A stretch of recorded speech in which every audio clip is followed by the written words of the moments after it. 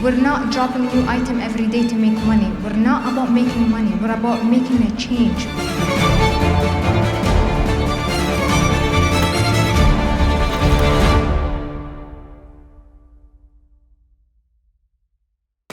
Thank you so much, Claudine. This is a panel that I have been excited for all day. I cannot wait for this one because it's brilliant to be surrounded by three phenomenal women who are both incredibly passionate about working towards a greener and more equitable future, but also equally passionate about inspiring the next generation as well. And of course, as you all saw from this morning's opening, this is a key theme of this year's Sustainability Leaders Summit. So let's jump straight in. I would love to ask each of you why it is so incredibly important for you to engage young people in climate action.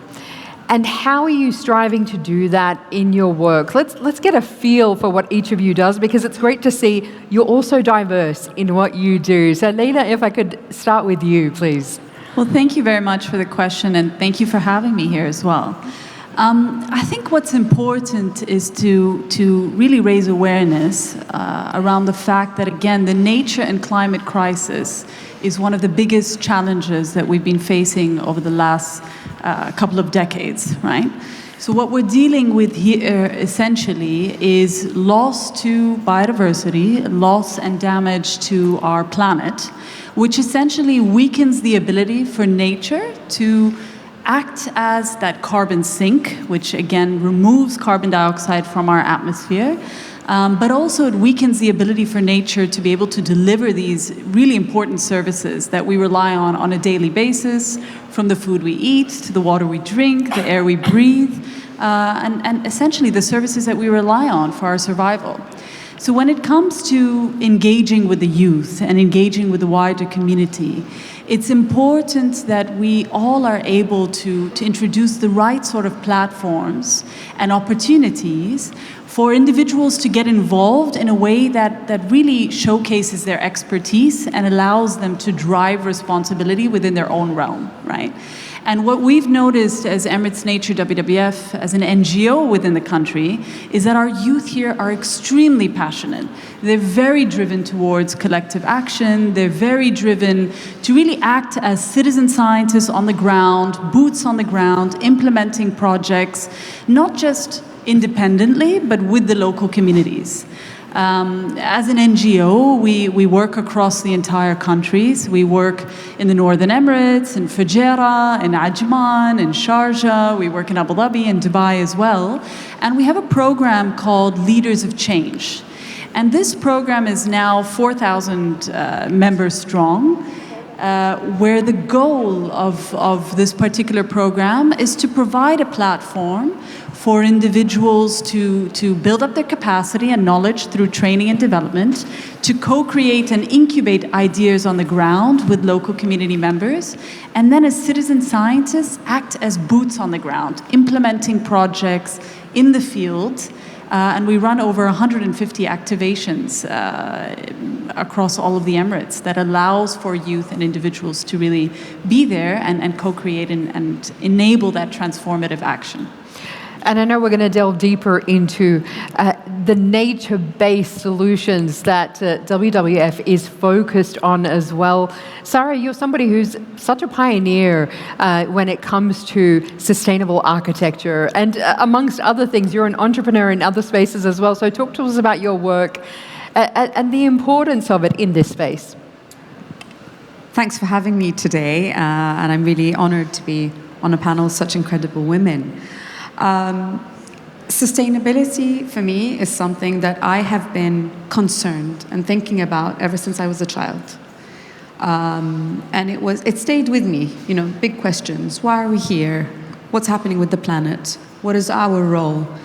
And just to touch on your question about inspiring young people, I am incredibly proud of the women in the region and what they are doing in terms of not just entrepreneurship, but actually pioneering solutions in various different fields. And I think one of the main key essential roles that we can have is to inspire the next generation to keep asking questions. No one got anywhere without inquisition. And this is the base of my work. So I started by always questioning, what is the role of architecture? Why are we here? Why do we build buildings the way we do?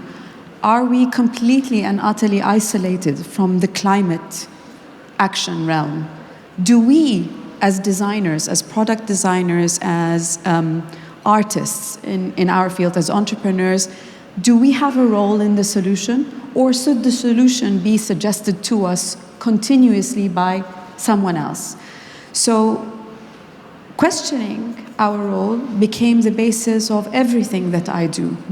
And it becomes also a value that you inspire other people that work with you with. So I started with not just architecture, but working with green architecture, green buildings, and then looking at how green buildings can be diversified.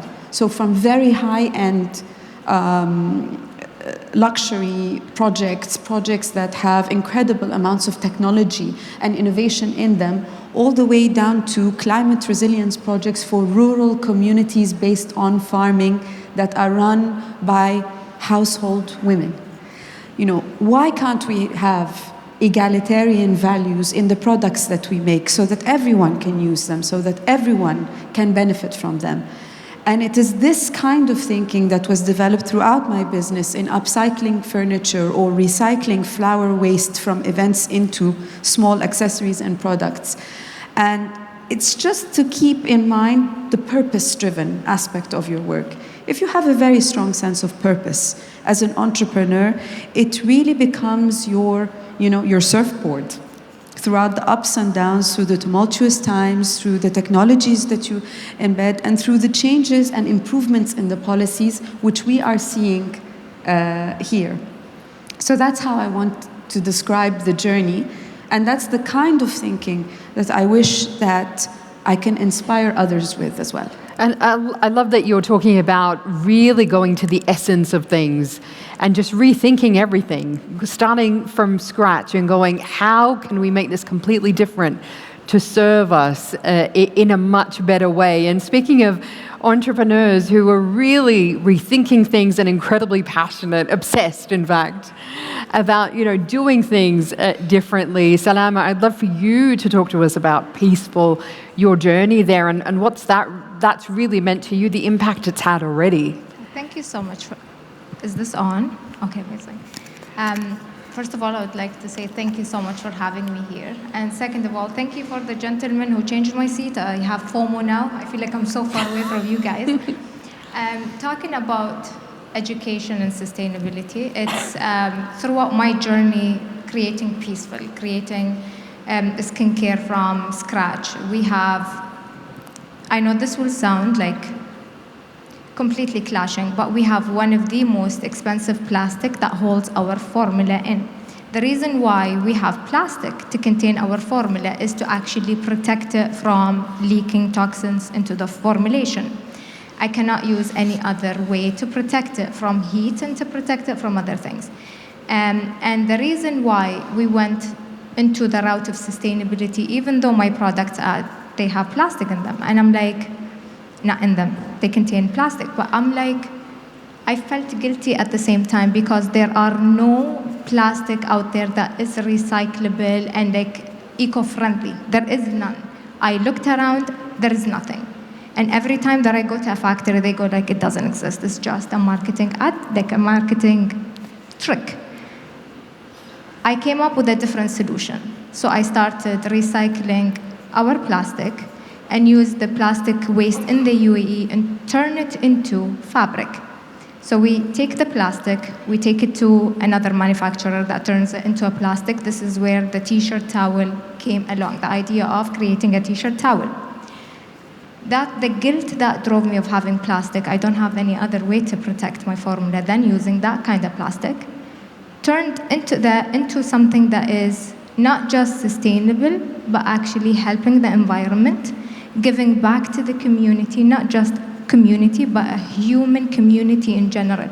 where we manufactured that. We made t-shirt towel. We partnered up with UNHCR. We went all the way to Kenya. We went to refugee camps. We helped women. We paid full wages. Women there, we created job opportunities, and we employed women. That means we created a bigger space for other women from camps to actually come into a refugee camp, have a career, have a job. The money is donated back again to refugee directly so they can expand. So it's like it's a full cycle. So I might not have my products preserved in eco-friendly plastic or eco-friendly packaging, but what do I do with the packaging? I recycle it and take it. Going back to schools and education, we actually use in our t-shirt towel plastic waste from my children's school. Education is important because I'm a newbie. I might be the newest person when it comes to sustainability in this amazing panel. I'm teaching myself on a daily basis. I am work in progress. But my kids know better about sustainability more than me. So education is very, very important because they educate me. Being sustainable, I think in my generation, it was completely lost on us. What we learned is do not litter. That's it, nothing else. Do not litter, pick up the garbage if you see it in sea or beach or anywhere. But that's it. But do we know about recycling? Do you know about the impact of waste? I'm just started to learn in said learning process. It's quite important for like talk about sustainability in schools. You start there because they spend their time more in school than at home, which I think it's quite important. So that's my humble opinion into like talking about sustainability. I might not have the extensive knowledge. I learn on a daily basis, and I'm inspired by you women, and I would love to learn more about it as well. Absolutely, and there's a lot there. In fact, in your products, you are looking at using materials, natural materials that there were synergies backstage. We were talking to Layla about this. And so let me jump to Layla first of all. Let's talk about the nature-based solutions that are really important here when it comes to climate action.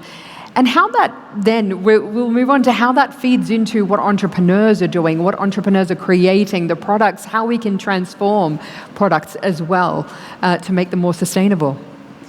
So when you talk about nature, we have to recognize that nature is actually a very powerful ally to tackle climate change, right? It acts as a strong carbon sink, and therefore we really need to focus on restoration efforts and the protection of our natural ecosystems that we have both here in the UAE but also globally. But what exactly are nature-based solutions, right? So nature-based solutions are actions that aim to either sustainably manage, protect, and restore natural ecosystems by unlocking benefits for biodiversity, for climate in terms of building climate-resilient communities, but also for people. And that people part is very important because what we're trying to do is unlock new sustainable income streams into local communities that are derived from solutions that are inspired by nature. And I think the example that Salama had shared, both examples here on the stage are beautiful examples of companies that are really trying to invent and create new nature-based solutions in the way that they do business. But what's important to recognize is that with nature-based solutions, you're trying to address a challenge that's quite site-specific, working with local communities, and identifying a suite of different products, if you will, that will have that holistic impact. So one, education, as you had mentioned, is extremely key, right? So is mangrove restoration, for example, and protection a nature-based solution? Is ecotourism a nature-based solution? Is a wastewater treatment plant a nature-based solution? What about climate-resilient crops? The answer is they're all nature-based solutions, but they fall across a wide spectrum. And to be able to make them really have that opportunity to generate a return of investment and to be commercialized, you need to have that initial grant financing, either from the public or private sector, to test the feasibility of a particular solution and hope that over time you're able to commercialize them. And I'll give you one example of what we're doing. So we work with the local farmers in Fujairah and also in Ajman to help them put in place sustainable model farms, modern irrigation systems, with the goal of diversifying their crops and actually trialing out new climate-resilient crops that they can grow and harvest, with the end goal of essentially looking at exporting these new climate crops into the market, right? Both locally and also globally. So we work on one particular crop called the shua tree. Now, shua tree is also known as Arabian moringa. It's very similar to argan oil. And once you harvest the root of that crop, you can press the oils, which can be used for perfumes, it can be used for cosmetics. We're talking about how do we work together on this. It can be used for cosmetics, for shampoos, for conditioners, for creams, and it can also be used as a strong animal and food commodity. But right now, it's not being utilized in the UAE market at all, right? It's also a very strong carbon sink, and it's drought resistant. It grows along the mountains of the UAE, and it will help in the long term support our local farmers in building resilient communities that are adaptable to climate change and driving in a very unique sustainable income stream that hasn't been tapped in before. Can I enter the chat? Please. I mean, I was dying backstage when I heard about this, because the next line that we're introducing, it has active ingredients from the region, ethically sourced. We used, I need everyone to sign an NDA if I'm going to tell you what ingredient that is. But I'm looking for more active ingredients from the region. I want to tap into what our lands offer. But I can't find any because nobody does studies about it. Nobody does anything. Like, I have to work with science to study our plants to actually know if this works or not. One of the active ingredients we're actually, in the process of producing. It works much better than a Botox and filler. Much. Did you hear that? I hope everybody heard that. Like, imagine, and we use it as. I don't know how to say it in English. Tell me, what is it? Yeah, so it's feed for animals. Exactly, and we feed it to our camels. Yeah. I'm like, how is this possible? No one knew about this active ingredient. No one knew. And we have exclusivity over it. Yeah, you guys are getting an exclusive about this. Yes. So I went crazy backstage when I heard about this. And I'm like, I want to collaborate with women, with men and women, it doesn't matter, but to get more active ingredients, to help our economy, to make sure that there is sustainable, effective, eco-friendly, ethically sourced active ingredients, at the same time provide job opportunities. Like, I had to go all the way to Kenya in refugee camps to do the t-shirt towel, help communities abroad, but I want to as well at the same time help communities here. And this is an excellent way where I can help the farmers, help the economy, produce it and introduce what the UAE, the region, has to offer to the world. What are we capable of? What our land can provide. Like, it's for me, it's gold that is not being touched. Completely untapped, right? And like, amazing. The fact that, and another reason I went crazy is because our product, the only product in the world that is heat resistant. They sat in a heat chamber for 3 months, in and out. 50 degrees. 50 degrees to mimic our weather. So it doesn't, when you get it, it doesn't split, it doesn't change, the aroma doesn't change, the formula doesn't change on you, it doesn't leak toxins and become toxic on your skin. Our formulation does not exist anywhere, and it's plant-based. It's green formula. And I would love to use active ingredients from the region. I would love to find like the shua tree. Like, I was like, what is shua tree? Tell me more about it. I want the world to know what we offer.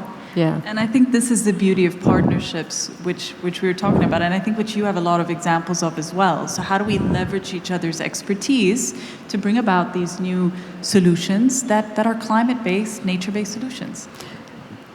If we are looking at nature-based solutions, one of the most exciting realms to explore this is the built environment, is when we're actually talking about buildings. So with eConsult, we have an ethos, a slogan, that we do not design for people, we design with people. Because at the end of the day, we're all sitting in a building and experiencing it. So you are an active factor of how the space works, what we do in it, how we feel inside it. It's a very interactive process. And we cannot forget that for millennia, people have been building with natural resources. And the tricks are there. And if you look at indigenous tribal communities and how they built, the materials they built with, how they dealt with the changing climate, even with the biodiversity that is around them, how do you repel certain pests, how do you contain heat, how do you absorb the thermal qualities. There is so much science in building. An example of the diversity that has to offer, I'll tell you about 2 projects that we are working with. So for instance, we are working on Forbes International Tower. And this one, the building itself is a very high-tech building. It's, it's hydrogen, it's solar integrated facades, all of the complicated things that we're hearing.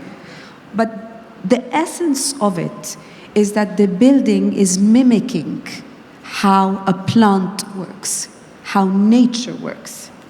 So the more advanced we become in technology, the more we are reverting back to nature basics, because nature is the most profound and efficient machine when it comes to existence. And we have to tap into the inherent embedded technology within nature in order for us to discover that the solution is right there. The correct way of how things are done is right there. So the more advanced we're becoming, the more we are adopting these solutions in nature. It behaves like a plant in terms of sending information up and down the tower, in terms of sending, light, water efficiency, reuse, durability, reactiveness with the context, etc.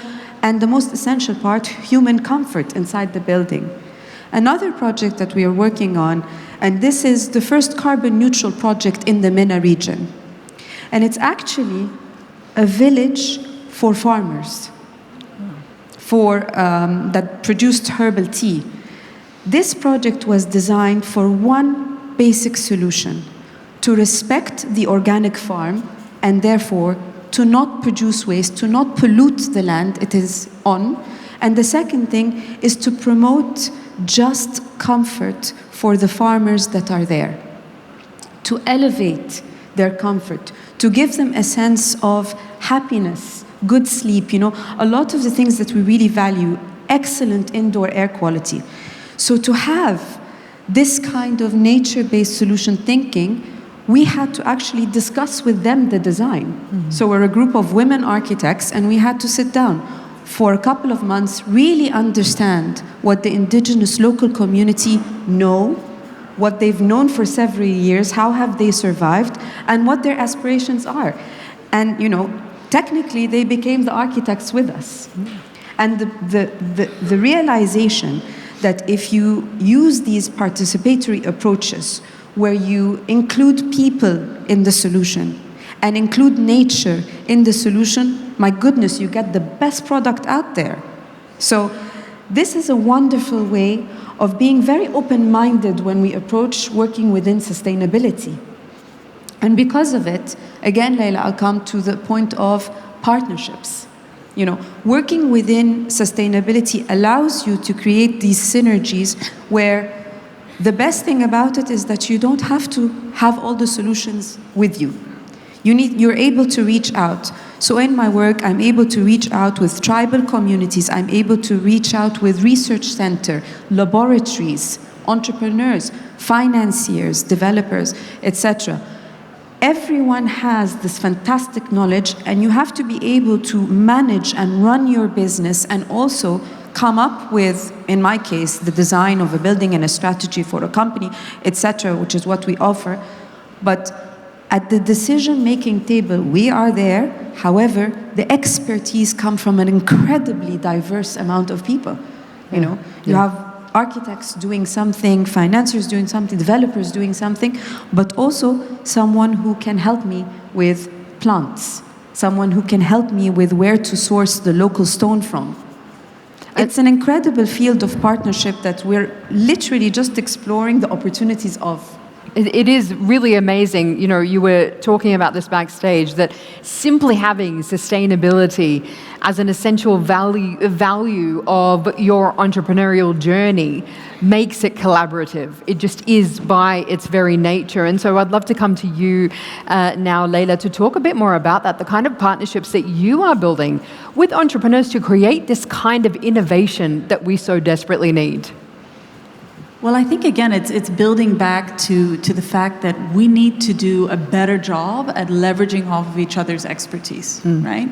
And with the work that we're doing as an NGO, we're very blessed to have the support from private sector companies in terms of initial grant funding, philanthropic funding, to actually then work with the local communities, again, addressing the challenge at hand, to test the feasibility and pilot out certain solutions.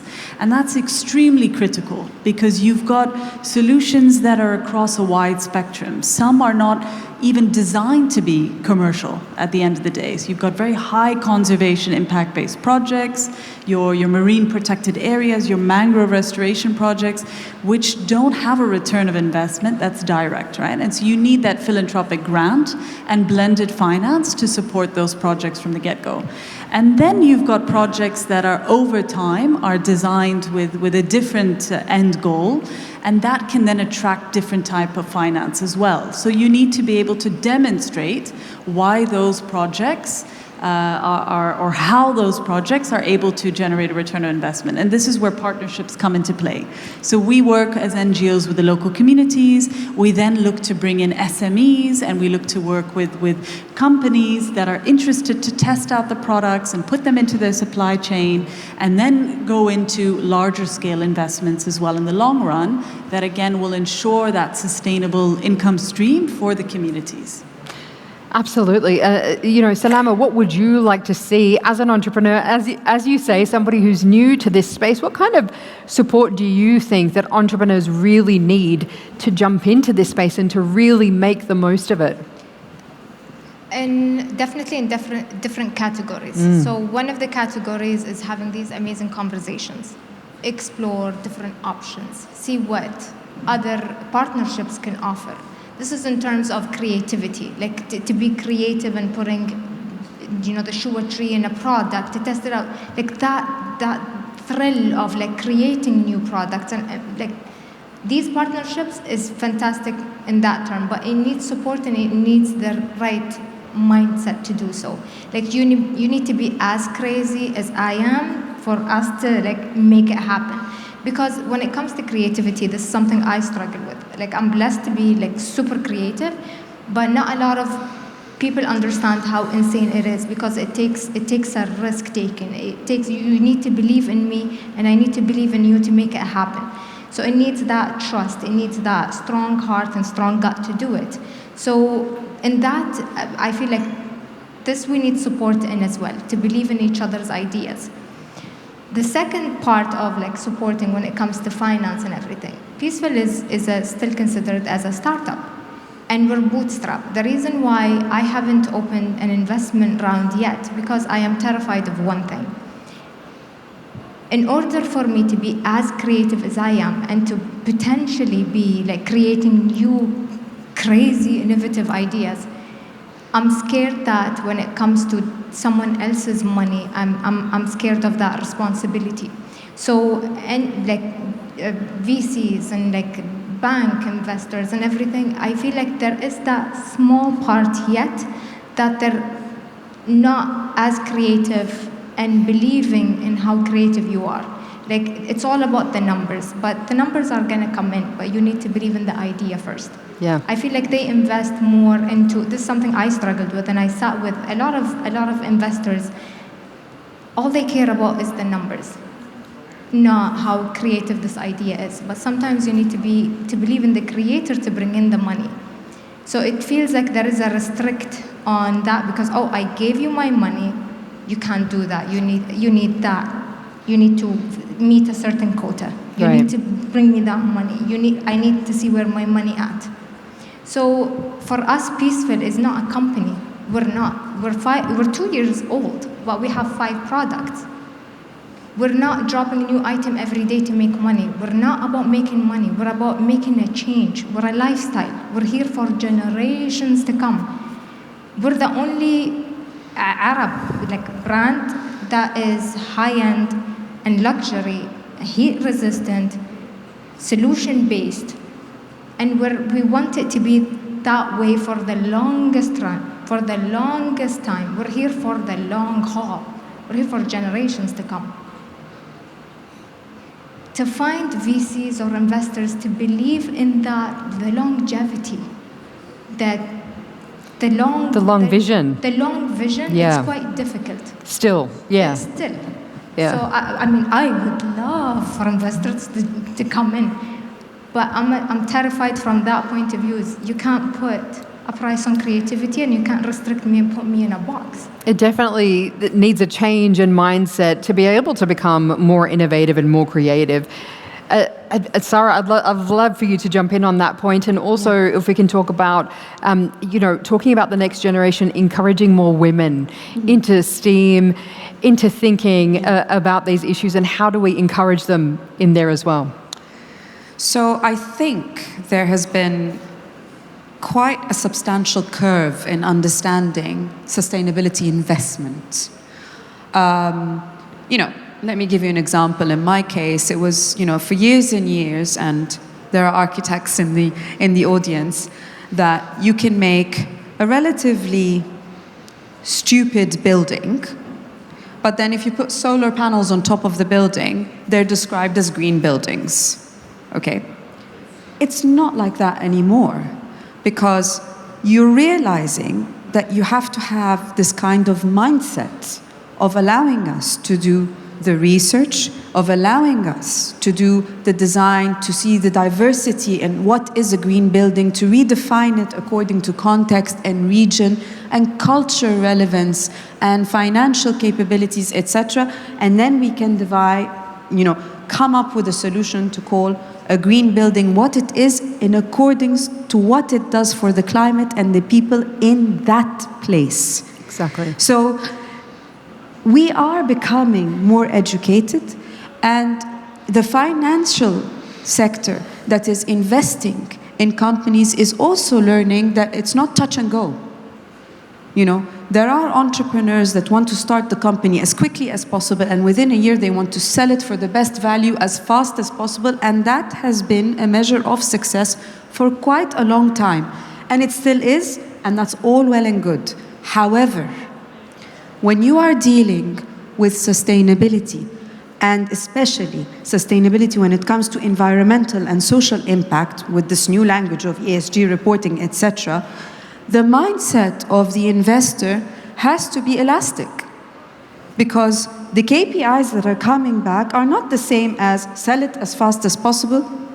I'm making t-shirts, I want to sell X amount of units, I'm making solar panels, I want to install X amount of megawatts. There is so much more now being required, that a sense of purpose in a business and what you're trying to do to harness and create innovation and then sustain it and improve on it is now becoming an educational commodity that we can leverage as sustainability leaders, because it's not just all something, it doesn't all boil down to just having something out there in the market and then it will remain valid. We live in a time where the products that we were using 5 years ago are now becoming obsolete. I can safely say that the introduction of AI will change the game. It's no longer black and white, it's no longer as clear.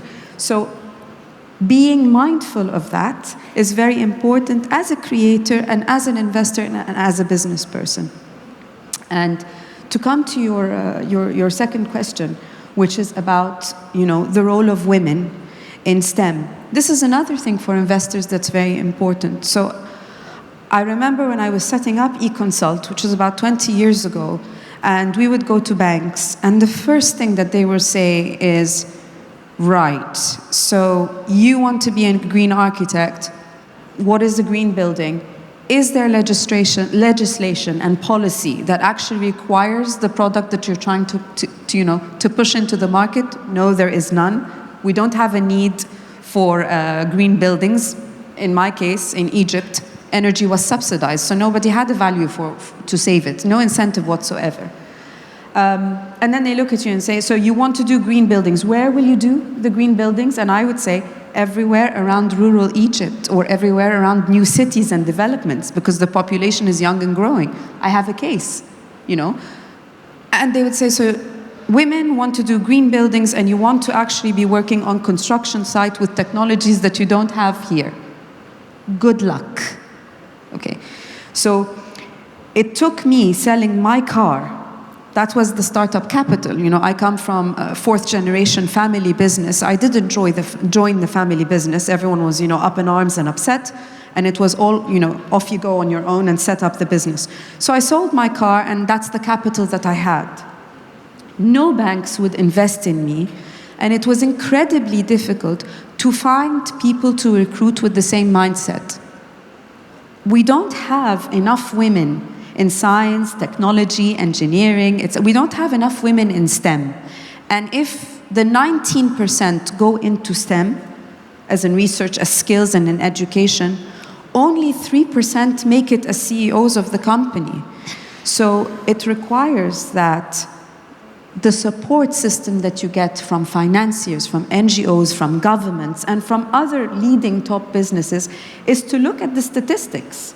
At the end of the day, that very same company that had 3 women who want to, you know, do construction projects and want to build green buildings is the company that has the first carbon neutral project in the MENA region. So obviously we did something right along the way. But it doesn't have to be this difficult.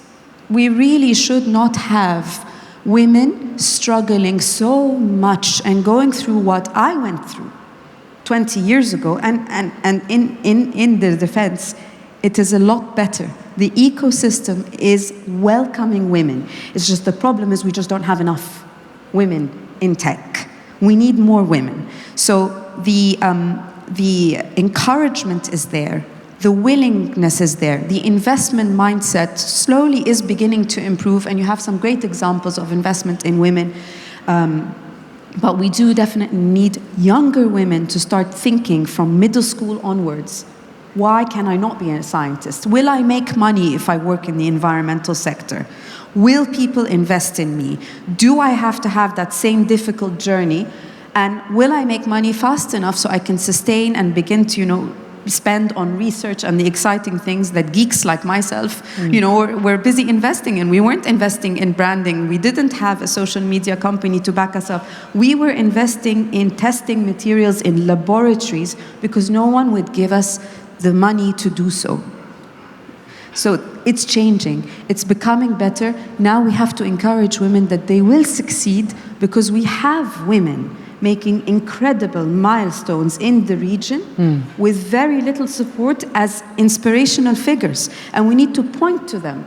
And it's fantastic that COP28 is happening again in the region because it's drawing in all of these stories and narratives that everybody can feed off. So we have to show off about this. We have to really get them out there. We have to get university students out there to bring in their business models and support them. Yeah, unfortunately, we do have to end the panel. But to your point, you know, that the Minister for Community Development, Her Excellency Shamma Al-Mazrouei, she is the first high-level champion for COP to hold a ministerial post, and that shows the commitment to women, to youth of the UAE, and to the future. So, ladies and gentlemen, please join me in thanking this extraordinary panel for Leila, Sarah, and Salama. Thank you all so much. Thank you. Absolutely brilliant.